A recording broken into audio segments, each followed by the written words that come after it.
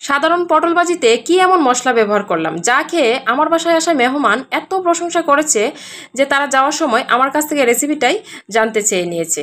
আসসালামু আলাইকুম, সবাই কেমন আছেন? আশা করছি ভালো আছেন। আলহামদুলিল্লাহ, আমিও ভালো আছি। তো চলুন আমি কিভাবে এই পটল ভাজিটা করেছি আপনাদের সাথে শেয়ার করি। তো শুরুতে আমি এখানে কিছু পটল নিয়েছি, আর পটলগুলো কিন্তু খুব কচি কচি পটল, মানে পটলের বিচিগুলো এত শক্ত হয়নি। এই ধরনের পটল নিতে হবে এই পটল ভাজিটা করার জন্য। এরপর পটলগুলোকে ভালো করে ধুয়ে নিয়ে এরকম একটা ছুরি দিয়ে কেটে নিচ্ছি। তো পটলগুলো কিন্তু খোসা সহই কাটতে হবে। তো পটলের চতুর্দিকেই আমি এরকম করে কেটে নিয়েছি, আপনারা দেখুন ভালো করে।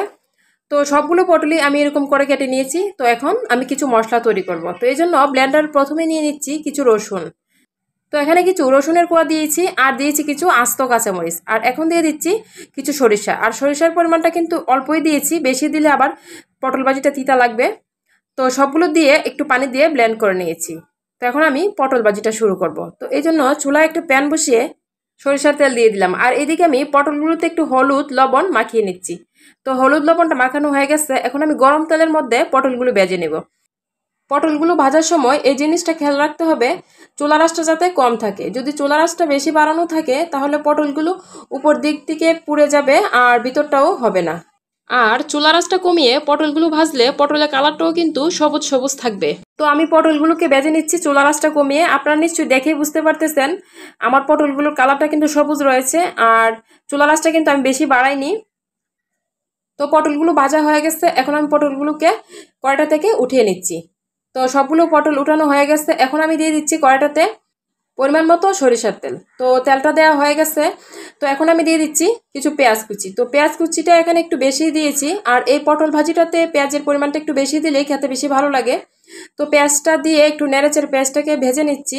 তো পেঁয়াজটা কিছুক্ষণ ভেজে নেওয়ার পর প্রথমেই দিয়ে দিচ্ছি স্বাদ মতো লবণ, হাফ চামচ পরিমাণ হলুদ গুঁড়া, 1 চামচ পরিমাণ ধনিয়ার গুঁড়া ও হাফ চামচ পরিমাণ জিরার গুঁড়া। এখন দিয়ে দিচ্ছি আমি ব্লেন্ড করে রাখা মশলাটা। তো আপনারা নিশ্চয়ই প্রথমেই দেখতে পেয়েছেন যে আমি সরিষা, রসুন ও কিছু কাঁচামরিচ ব্লেন্ড করে নিয়েছিলাম। তো ওই মশলাটা দিয়ে কিছুক্ষণ নেড়েচেড়ে ভেজে নিয়ে দিয়ে দিলাম ভেজে রাখা পটলগুলো। তো পটলগুলো দিয়ে এখন আমি একটু নেড়েচেড়ে মশলাটার সাথে মিশিয়ে নিচ্ছি। তো কিছুক্ষণ নেড়েচেড়ে মশলাটার সাথে মিশিয়ে নেওয়ার পর এখন একটা ঢাকনা দিয়ে ঢেকে দিব। তো এখন 4-5 মিনিট রান্না করে নিলেই হয়ে যাবে মজাদার এই পটল ভাজিটা। তো আমার পটল ভাজিটা হয়ে গেছে, এখন চুলা থেকে নামিয়ে গরম গরমই আপনাদেরকে সার্ভ করে দেখাচ্ছি। আর এই পটল ভাজিটা কিন্তু খেতে অনেক ভালো লাগে। মেহমান আসলে বাসায় এরকম একটা পটল ভাজি করতে পারেন। আজকের এই পটল ভাজিটা কিন্তু খেতেও ভীষণ মজা হয়েছিল। আশা করছি আজকের এই পটল ভাজির রেসিপিটি আপনাদের ভালো লেগেছে। আর রেসিপিটি যদি ভালো লাগে তাহলে শেয়ার করবেন। আজকের ভিডিওটি এ পর্যন্তই। সবাই ভালো থাকবেন। আল্লাহ হাফেজ।